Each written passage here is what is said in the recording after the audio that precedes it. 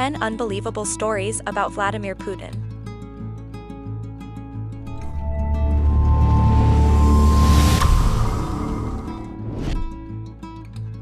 Vladimir Putin is one of the most well-known leaders of our time. He is also one of the most worrisome. In recent years, Putin has invaded neighboring countries, stifled journalists and free speech in his country, and seemingly solidified complete control of the region.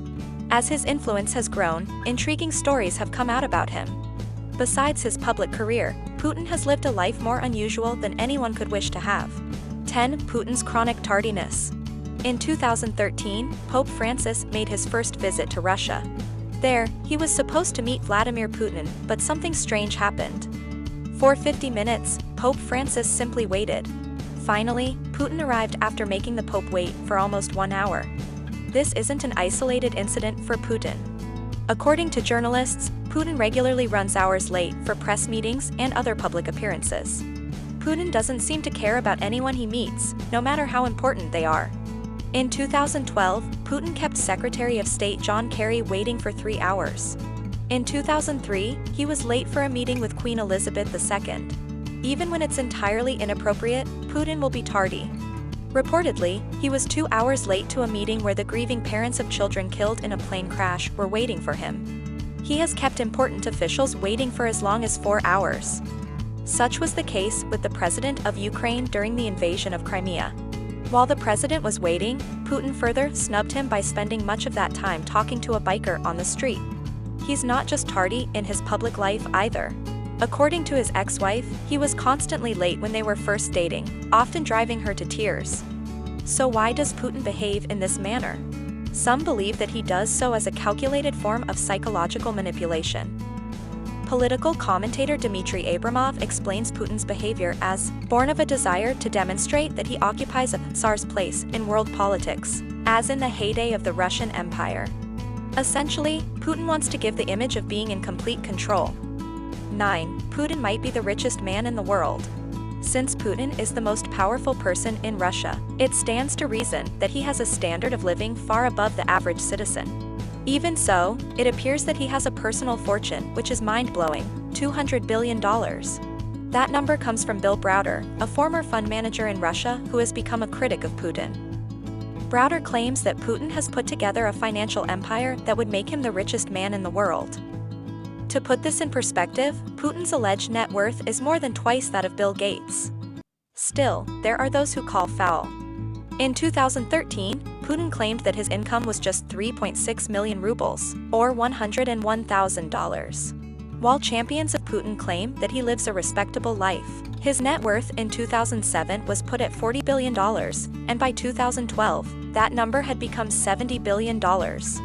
So what's the source of this wealth? In 2007, Russian political analyst Stanislav Belkovsky claimed that Putin controlled 37% of oil company Neftegaz and 4.5% of natural gas company Gazprom. However, there is almost no way to connect Putin to most of the assets he allegedly owns. But think of it in these terms: as leader of Russia, he can use any assets as he sees fit, even for his own personal gain. Despite these revelations of alleged corruption, most of the Russian public has responded with apathy.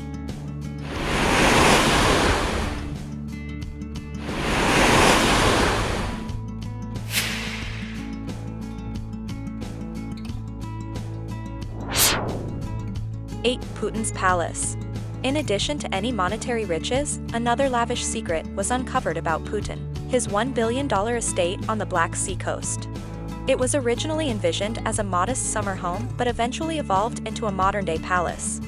First seen by satellite, images of the palace showed an enormous marble complex with gardens, a private theater, and 3 helicopter landing pads. The question was soon asked: how was all this paid for? According to a former Putin associate, the answer is lies, deceit, and a fair amount of smoke and mirrors. Sergei Kolesnikov, who fled Russia years ago, said that Putin and his cronies put together a scheme to improve Russian hospitals. They convinced several Russian billionaires to donate to this venture and use the money to import medical equipment. Kolesnikov's company did this at a discounted price, and Putin told him to put the savings into offshore investments without telling the donors. Some of the money was used for the shipbuilding industry, but a larger portion was directed to Project South, aka Putin's palace. Kolesnikov even claimed to have been with Putin in the palace as Putin discussed security details during its construction. He never tried to justify the palace. He simply believed that it was his right to have it. Still, an elaborate mystery surrounds the estate. Officially, the Kremlin claims that it has never been involved with the construction or ownership of the palace. But documents show that Vladimir Putin, head of the Department of Presidential Affairs, signed off on having the mansion built on state-owned land. If that weren't damning enough, the estate was allegedly guarded by both Kremlin security guards and private guards. However, the security company refutes that, claiming that they bought Kremlin uniforms and identity cards for their employees.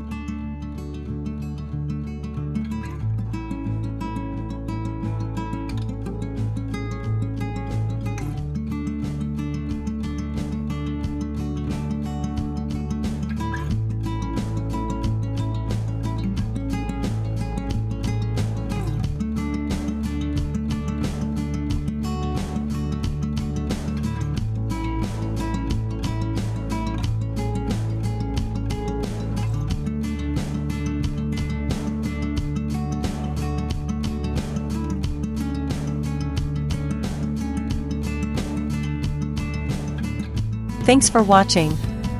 If you liked the video, please hit the like button. If you want to see more videos, hit the subscribe button, and if you have something to say, please leave a comment.